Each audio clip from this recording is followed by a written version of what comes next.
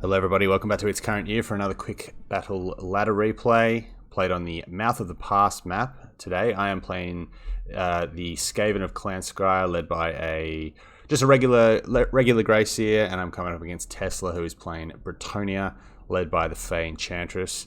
So we'll pop it on a pause and have a look at the armies. He's gone pretty much, it's a 20 stack here, a good old Bretonian 20 stack. So obviously pretty wide in the cab department.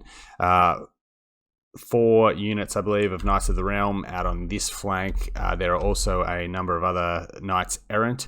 Knights Errant, obviously a little bit cheaper. They're pretty good in this matchup as well because they have obviously an anti-infantry bonus. So, you know, do the job fairly well of cycle charges and infantry clearers. The obligatory sort of peasant front line looks like 4 units of peasant mobs here, 4 units of battle pilgrims, another good unit in this matchup. Obviously good at clearing through chaff. Not particularly well armored, but there's, you know, you pretty much know what you're going to come up against when you're playing against the Skaven. It's going to be slaves, clan rats, that kind of thing, maybe a few elite infantry. And then we also have two bowmen with fire arrows and 2 bowmen with the pox arrows on the flanks. For the hero core, we have the good old Fey Enchantress and her little Paladin bodyguard here. So Paladin obviously giving the Guardian aura. The Fey Enchantress has got the Chalice of Potions, Favor of the Fey ability, obviously. No, sorry, he didn't take the Chalice of Potions, just Regrowth and Earthblight. So fairly standard kit, probably the right decision. Probably don't really need the Chalice of Potions in this matchup because everything in the Skaven army is fairly low tier. So over for my own forces on this side, front line of Skaven slaves with spears, backed up by a couple of units of just regular clan rats with spears. I do have the Clan Vulcan tail slashers here. There is also the council guard storm vermin, 3 units of rat ogres, 2 units of the warp grinders. They're great for obviously in this matchup. You know that you're gonna have cavalry lapping around. They're a great way to lock down your back line, obviously with their warp snare ability, protecting 2 units of plague wind mortars, one of which is the avalanche mortars ROR. So yeah, I really like this unit. I think if you're gonna invest in artillery, at least having 1 or 2 of these guys is a great backline clearer. Allows also your rat ogres to do a bit in the front line and buys you some time. You know, they've obviously got an anti-large bonus or an armor piercing rather themselves, but yeah, just gives you some peace of mind in your backfield there. So 2 units of the RORs, and I have gone just a regular Plague Gracier here, who has taken the Vermintide as well as the dreaded 13th, and obviously with all the buffs from being on the bell. So we'll pop it on a play and let the battle lines sort of draw closer. I also have 1 sneaky little unit of Death Runners in the rear. I really like just adding. I really like playing with these guys, and I think they have actually a place in this matchup. You know, Skaven don't have a lot of cavalry, so often if you can wait until the cavalry for the Bretonians gets committed, and the Bretonian player usually will commit their own cavalry fairly early, the backline is oftentimes really unguarded. And if you we'll watch in a second when these Death Runners pop their concealment bombs and actually make it into the fray against these peasant bowmen, they kill these units of peasant bowmen in like 10-15 seconds and it's over. So just getting 1 volley early to clear off this peasant. I'm basically going to be changing my target after every volley. So you see here, they're off. I don't want to waste any more shots there. Likewise, I think this is a bit of a mistake here. I targeted the Knights Errant.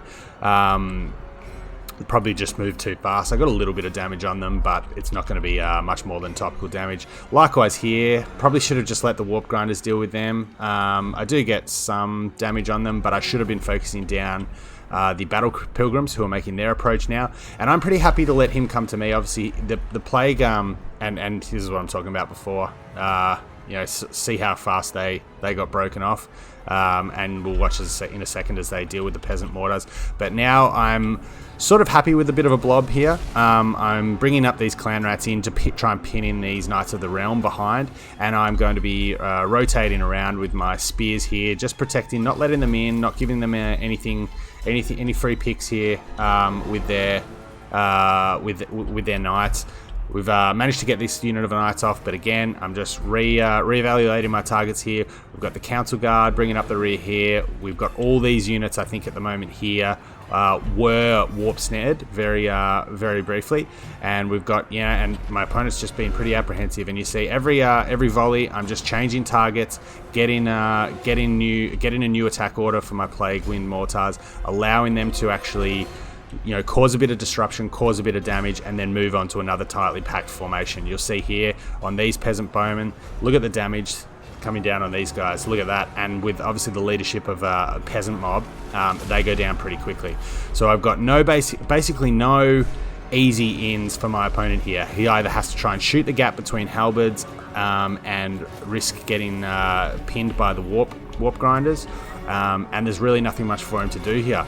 I have I believe just also summoned a unit of storm vermin with the dreaded 13th. I was hoping there was a unit of cavalry which I was hoping to actually pin in, and I was actually hoping to pin in the Fey Enchantress, but no luck there. She does manage to dodge us there, and at this stage my plague wind mortars are going to be trying to work on just getting the last of these peasant bowmen off. So you see here, clan rat spears. I'm happy to take that charge. Knights of the Realm. I probably popped that a little bit too early there, pinning down that paladin in place. But he was going to try and shoot the gap and just get on these guys. And again, just been thwarted. So warp grinders coming up to try and get these ones. I believe I just have a warp snare just off cooldown after they come in. So there it is, seismic snare and the warp crate going down, and I'm getting full value out of these mortars. I haven't taken any volleys from the peasants, who are also about to be pushed off by these clan rats.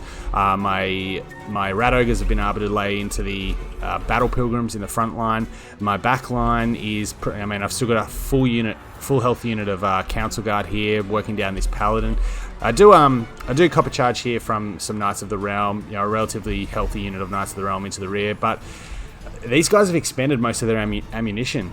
They've got 3 volleys left. They've kind of done their work at this stage, so it's sort of getting to the point of being a little too late. The death runners have been worked off, but they've managed to get 85 kills. Not a great return on them, but they did take down 1 unit of peasant bowmen, and you see just more shots from these avalanche mortars.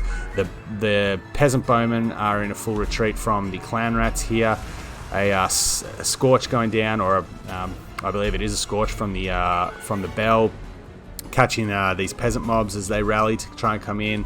And at this stage, I'm just sort of rallying my warp grinders around what remains of my force. My Gracie is really healthy. I've got a lot of I've overchased massively with a bunch of infantry here, but again, and just these guys have been the absolute MVP of this game. Another warp snare comes in, allowing the council guard to get in and put a few hits on the paladin. The peasants, the peasant mob here aren't going to do anything at this stage. They're probably going to get routed off fairly quickly.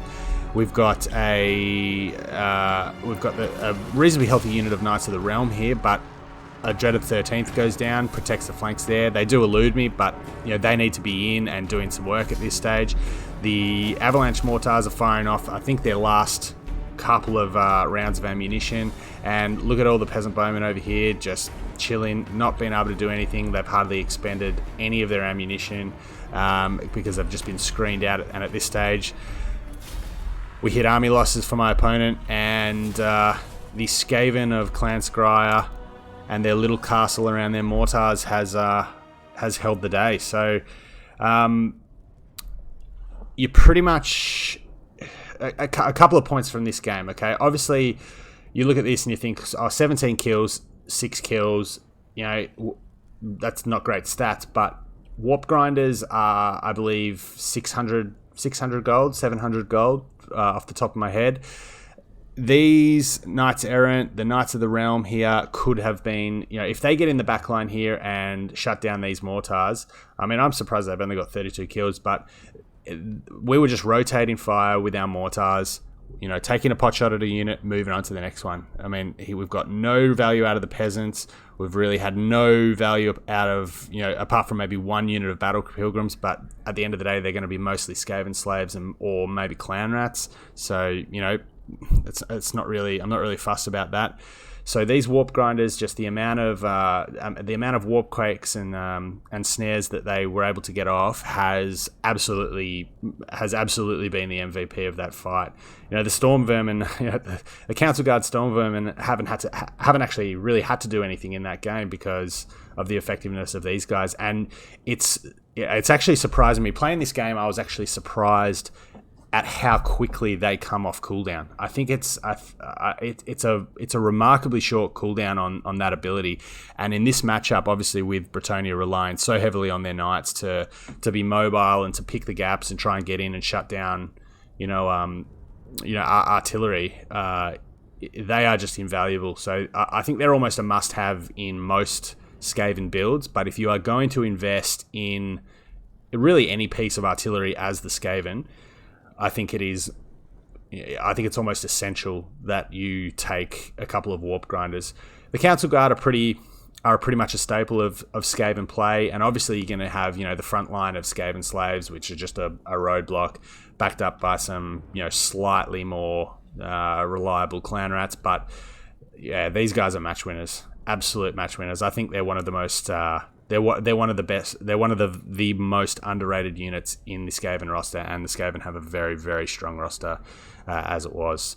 So yeah, fun game, highlighting the power of obviously, or the synergy between the Skaven, which funnily enough, for a horde army, are one of the best, I guess, gunline armies in the game, and another great addition from a recent DLC in the Warp Grinders. So. Fun game. Hope you enjoyed it. Thanks for checking it out. Until next time, take care.